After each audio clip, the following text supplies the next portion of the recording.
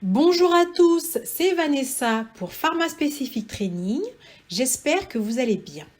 Si vous êtes professionnel de la recherche clinique ou étudiant en recherche clinique, alors vous êtes bien tombé. Cette chaîne s'adresse bien à vous. Aujourd'hui, nous allons voir entre le métier de tech ou d'arc, lequel choisir, car ces deux métiers ne sont pas adaptés à tous et à tout le monde. Donc, tout d'abord, avant de commencer, je vais vous demander de cocher j'aime, de cliquer sur j'aime sur cette vidéo. Oui, je vous demande un coup de pouce, en fait, pour booster cette vidéo. Si vous êtes des abonnés, cliquez sur j'aime. Vous me suivez depuis longtemps, je vous demande de cliquer sur j'aime. Si vous n'êtes pas abonné, alors abonnez-vous et cliquez quand même sur j'aime. J'espère que je peux compter sur vous, donc j'espère que vous avez bien cliqué. Donc maintenant, on va passer à la suite. Donc première chose, j'en avais parlé lors de la première partie de cette vidéo la dernière fois. Il y a le 3 juin à 18 h un webinaire que nous avons préparé avec Manon sur l'actualité en recherche clinique pour l'actualité 2021. Nous allons vous présenter cette actualité de manière claire et simple afin que vous puissiez connaître les impacts sur vous au quotidien dans votre travail. Donc si cela vous intéresse, je vous laisse aller dans la barre d'infos pour vous inscrire et une fois que c'est fait, vous pouvez revenir écouter cette vidéo. Alors aujourd'hui, nous allons t'aider dans ton choix en te présentant chaque type de poste, ses missions de manière succincte, les structures dans lesquelles postuler et les perspectives d'évolution. Tu pourras de cette manière, en toute connaissance de cause, faire ton choix en fonction des deux métiers, sachant que pour le métier d'arc, il y a plusieurs sous-métiers d'arc. Mais ça, on verra ça tout à l'heure. Donc là, nous sommes à la partie 2 de la vidéo. Donc je te propose d'aller regarder la partie 1 si tu n'avais pas encore vu cette partie. Donc pour rappel, le métier d'arc, c'est un métier qu'on retrouve en CRO, en laboratoire, en groupe coopérateur et à l'hôpital. Et c'est un métier qui nécessite un niveau Bac plus 3 à Bac plus 5. Et il y a certaines personnes qui ont un niveau Bac plus 8, mais ce n'est pas nécessaire pour faire ce métier. Souvent, ces personnes-là sont en reconversion. Donc maintenant, nous allons voir les autres types de postes et notamment, nous allons voir tout d'abord le poste de tech. Donc, au poste de tech, le tech, qu'est-ce que c'est? Le tech, ça veut dire technicien d'études cliniques. Alors, il y en a qui l'appellent technicien de recherche clinique, arc hospitalier, arc support, etc. Ça veut dire la même chose. C'est la même personne. C'est une personne qui va aider l'investigateur, le médecin, au sein de l'hôpital. Donc, c'est un métier qui souffre beaucoup. Il a eu un manque de reconnaissance. Ce manque de reconnaissance perdure encore un petit peu aujourd'hui. Le technicien d'études cliniques, pourtant, il a un rôle central et sans lui, rien ne se fait au niveau de la recherche clinique. C'est-à-dire que sans lui, s'il n'est pas le médecin, les patients, il y aura beaucoup moins de patients inclus, il y aura des déviations aux bonnes pratiques cliniques, etc., etc. Donc, il a vraiment un rôle central, mais pourtant, aujourd'hui, il manque un peu de reconnaissance. Il manque encore un petit peu de reconnaissance. Donc, il faut le savoir. Ça ne t'empêche pas, si ce métier t'intéresse, vraiment d'aller vers ce métier, parce que c'est un métier qui est vraiment intéressant. Donc, en gros, l'investigateur délègue au technicien d'études cliniques la coordination des études dans le service hospitalier. Donc, il existe deux types de postes de tech. L'un est sédentaire et l'autre comporte des déplacements. Celui qui se déplace est souvent embauché par une CRO, ce qu'on appelle souvent aux États-Unis SMO, donc Site Management Organization. Donc voilà. Et sinon, celui qui est sédentaire, lui, il est embauché par l'hôpital. Donc, qu'est-ce qu'il fait le tech?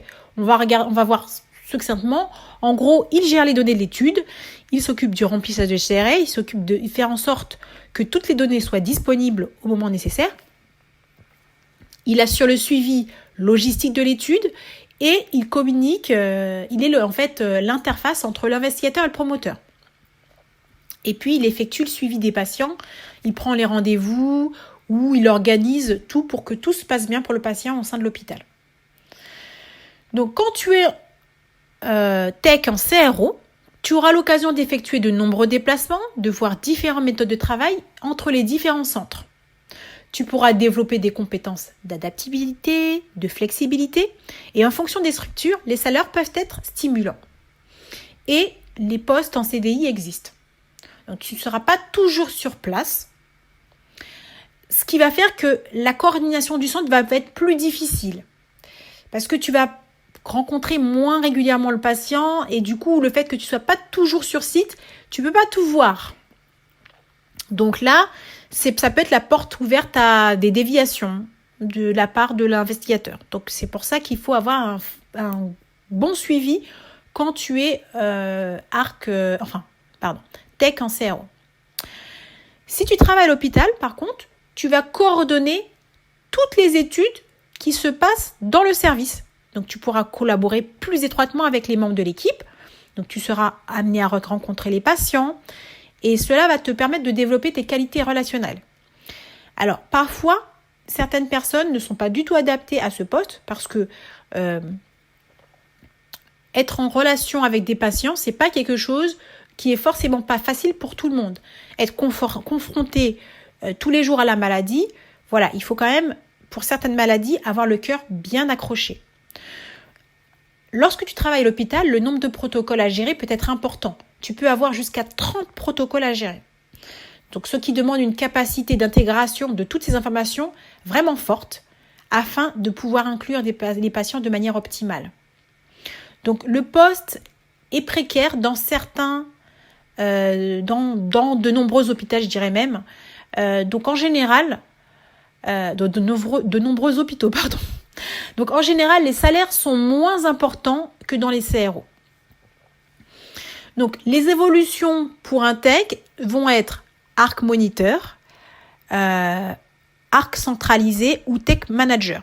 Donc, ARC Moniteur, donc en fait, le tech va pouvoir, s'il le souhaite, évoluer vers des postes, un poste différent, en fait, un poste d'ARC Moniteur. Donc, c'est un poste complètement différent dans l'approche. Ou alors ARC Centralisé, donc pareil, donc toujours en passant la barrière et en sautant vers le côté promoteur. Et sinon, évoluer vers des postes de tech manager. Donc voilà, tech manager. Et puis, il me semble également que certains techs évoluent au sein des hôpitaux vers des postes de contract spécialiste, donc responsable des contrats. Voilà, donc nous allons arrêter là pour cette vidéo. Nous verrons donc la partie 3 de la vidéo où là nous reverrons deux autres postes d'ARC, le poste de responsable de soumission réglementaire, le poste de contract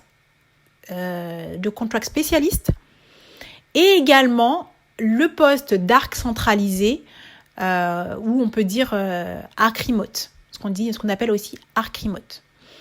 Donc, je vous demande de penser à vous inscrire au webinaire sur l'actualité de la recherche clinique, l'actualité de la recherche clinique en 2021. Donc, allez-y, inscrivez-vous. Vous allez dans la barre d'informations pour vous inscrire. Pensez également à aller sur le site Pharmaspecific Training en allant sur pharmaspecific-training.com. Sur ce site, vous trouverez des formations. Vous trouverez également des outils de travail, donc des outils qui vont vous aider au quotidien en tant qu'ARC, en tant que tech, en tant que submission spécialiste, en tant que contract spécialiste, mais également des fiches de révision pour les étudiants. Vous trouverez également du conseil juridique, du coaching avec moi et des tests, des informations sur les salaires. Enfin bref, c'est un site sur lequel je vous recommande vraiment de vous rendre. Les informations sont également en barre d'infos. Donc, je vous dis à très bientôt. Au revoir.